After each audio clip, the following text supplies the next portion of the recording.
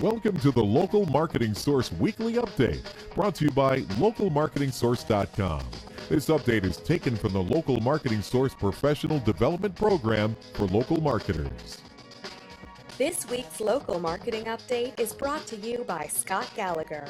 Scott is the co-founder of Local Marketing Source and has become the recognized expert in providing online marketing services to local businesses. Follow Scott on Twitter at ScottGallagher5 and on Facebook.com/ScottPGallagher. Hey, well, good afternoon, everyone. Scott Gallagher here with Local Marketing Source, bringing your weekly local marketing industry update.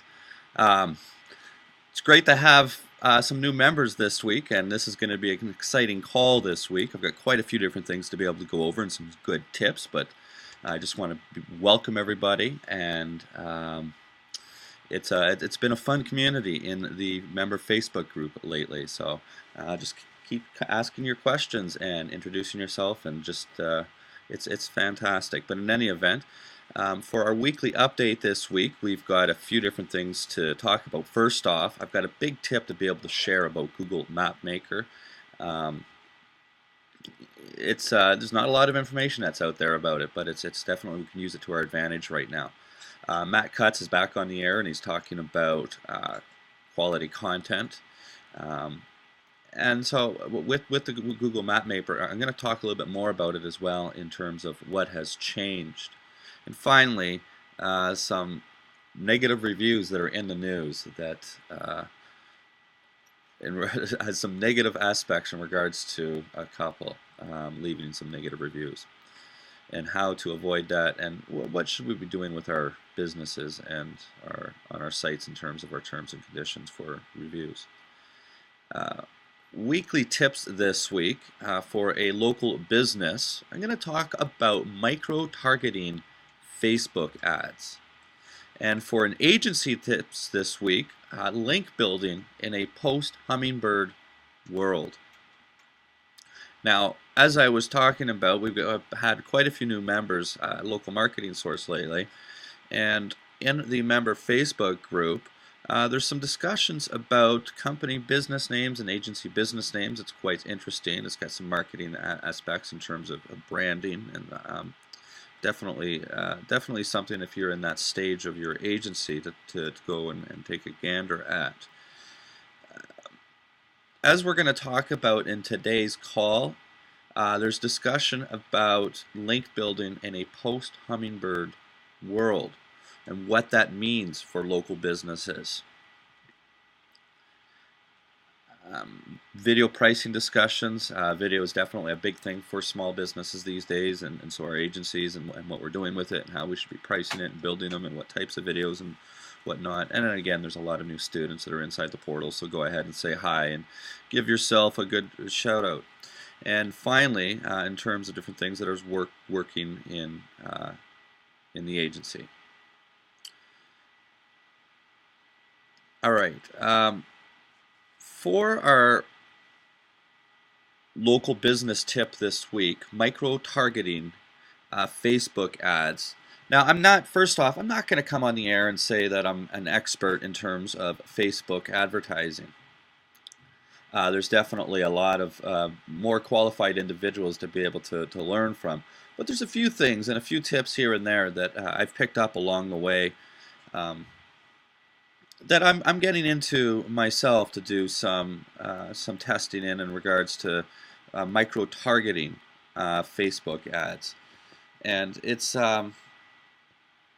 interesting because with their social graph, you've got the ability to really mine down specific individuals. You could add 3 and 4 different layers that have different dynamics to it. And what I mean by that is you could say, create a search statement within the social graph.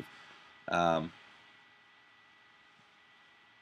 you could take a local restaurant business, so people who like pizza near this area, and then within that you could say also go to this particular school and like this and like pizza pages. And so by adding a layer of pizza pages, you know they're big pizza enthusiasts, and you can ultimately target a much more segmented audience, specific audience. And so it breaks down to customer segmentation. The better that we can understand our particular audience, the better we could target our audience. We know that aspects. In the internet marketing community, certain educators are now utilizing the term avatar. Well, that's the same that we would use at Local Marketing Source or many marketing books that would say persona. And when you segment your audience, you establish different personas, 2 or 3, 4 different persona groups.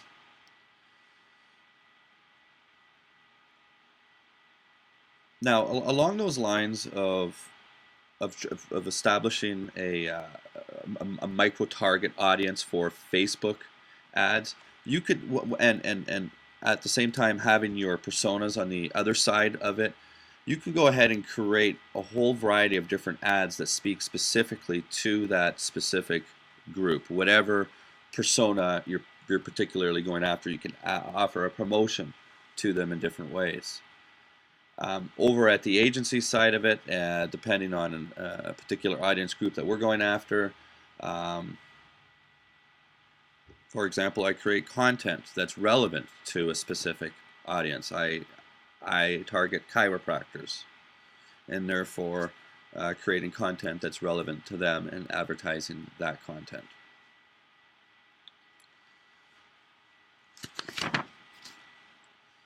All right, so moving into some of the weekly update, I'm going to start off by talking about a tip in regards to Google MapMaker. There's really not a lot of discussion out there today that is in regards to this, but MapMaker came back online after being down for several days. And as you know, I announced last week that all Google local databases are now together, and that's likely why MapMaker went down. However, there are some changes to the fact that it's a single database now. And MapMaker is kind of a back-end tool that not a lot of people are involved with. And you can go ahead and edit particular listings that are showing up in the results. It's not going to be long-lived, the ability, how it works. But on the other hand, Google explicitly says, at least in MapMaker, that it rates the profiles, it has profile authority. We've discussed a lot about profile authority and how to establish and increase your particular profile authority within a certain community, such as this social environment. But if you're ever having some troubles removing a particular listing or editing certain listings, go and work within Google MapMaker. Make sure that you establish your authority. And if you haven't worked in MapMaker very much, you've got to establish your authority initially before you're really going to start to take note. Now, the way it works into a particular degree is it does sometimes get human reviewed, but there are algorithms in place that look at particular histories of individuals and how many different edits they have made and what types of edits. And if one edit is made for a certain business in an area and it's another one is completely different than that and it's contradictory, well, then it's not likely gonna show. But you could go through your own community and add businesses that you know are in certain areas that aren't listed on MapMaker and give a little push point pin. And it's really neat the way it works, is because when you do set it up and you put the pin right on the road, it's on, you know, not even a satellite type of imagery, and then you can see down below, it goes from left to right, the actual visual of that building. And so you can zoom in on the business itself and create authority by doing 2 or 3 of those a week, maybe a day, but not too much. Eventually you're going to create a profile that has authority, and then you can go and update your local business with authority, as well as your clients' businesses with that particular account if you're having problems. Matt Cutts is back on the air. talking about quality content and a term called stitching content. And we see a lot of this. A lot of, well, stitching content is taking bits and pieces of content from around the internet and putting it onto a page, perhaps in one blog post or scattered throughout a website, or even just as particular quotes or whatnot.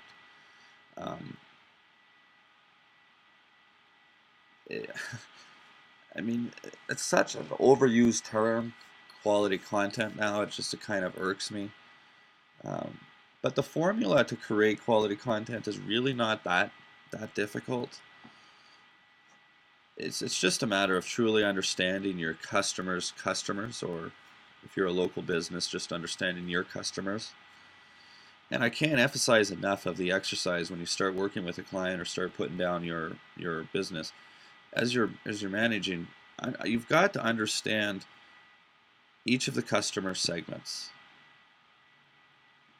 And by doing so, you can create content that essentially resonates with them. There's different examples of that within the LMS member portal that demonstrate the different types of content that can be created for different types of audiences, but it's just a small piece of it. And there's an aspect of being creative. So it depends on the type of media that you're working with. For example, if it's an infographic or if it's an article, essentially, what is that local business? What are they solving? What problem are they solving for their customers? And that translates into different ways of creating good media. If it's a video, there's 5 or 6 or 7 or 10 or a dozen different types of videos that can be made.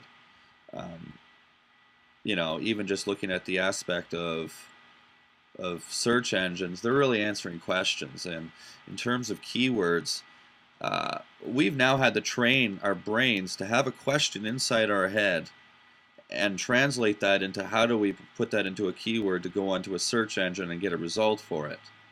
If search engines could just ask our questions in the first place.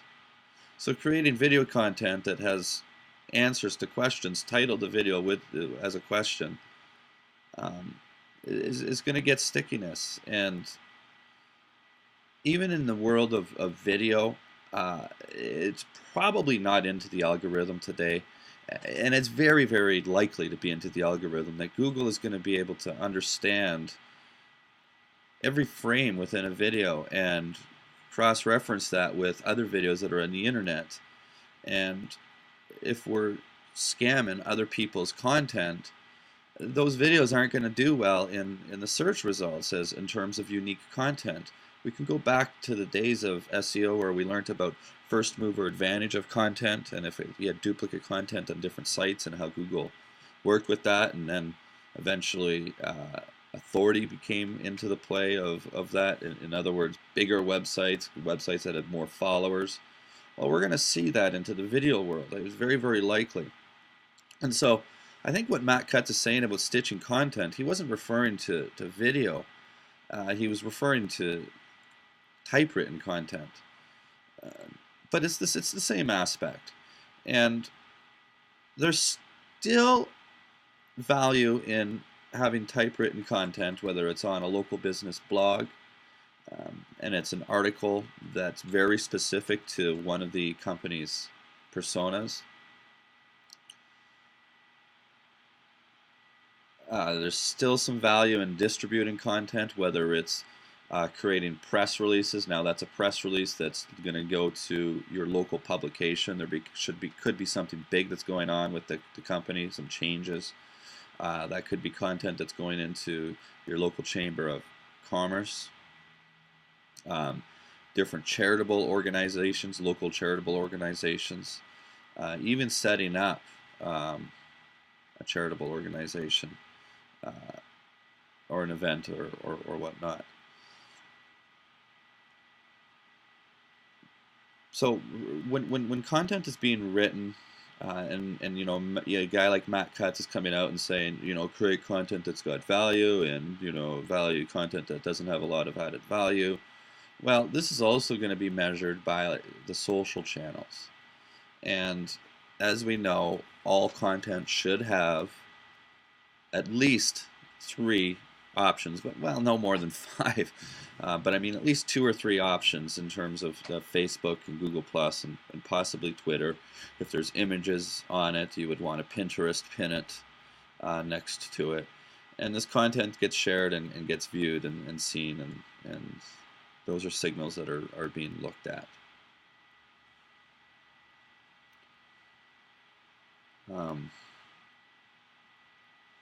That's why we go and propagate our content, and we've talked a lot about content propagation. I'm not going to get into that right now, but we will talk about it again shortly. Now, I want to get back to Google MapMaker.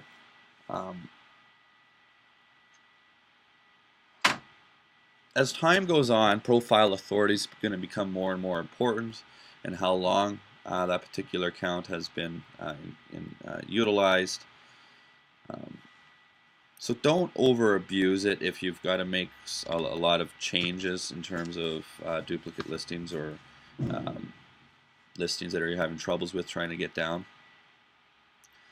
But inside of the changes of MapMaker, there's some changes to the email settings. That you're much more limited in terms of the management of that, and you can go and get a history of the changes in the edits section of all the different edits that you've done within that.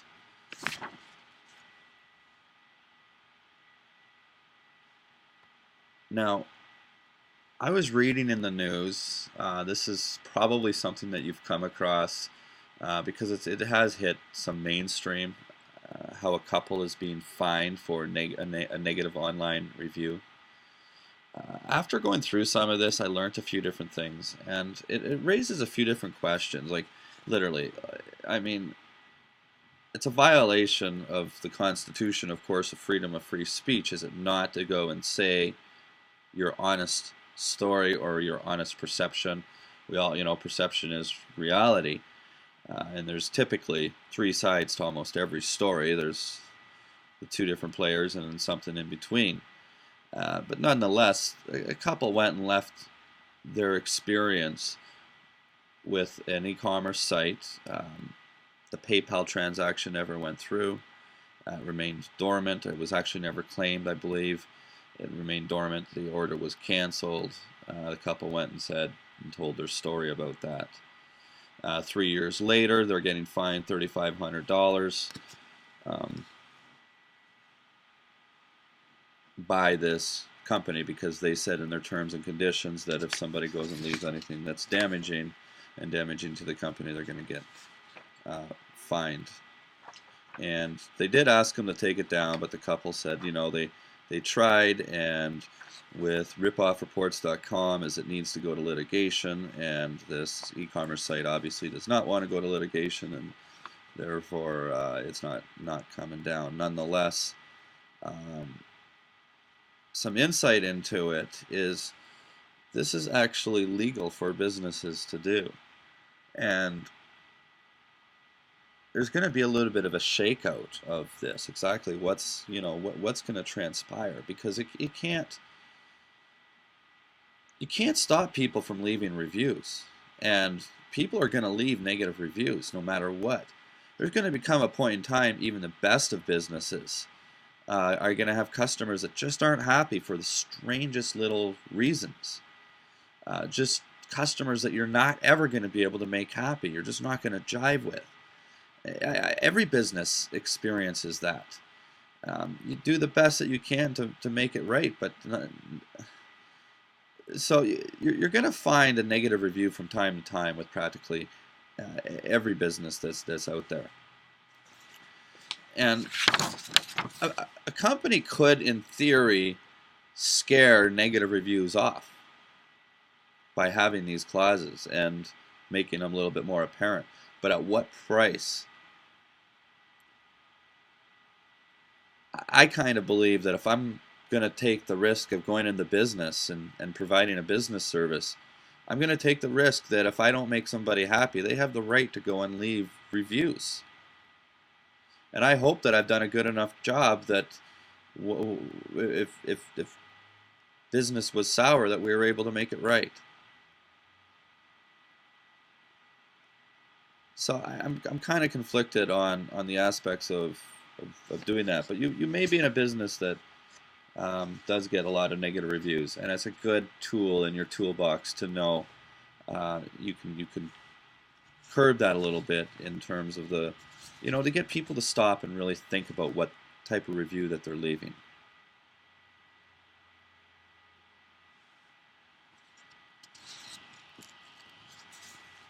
In any event,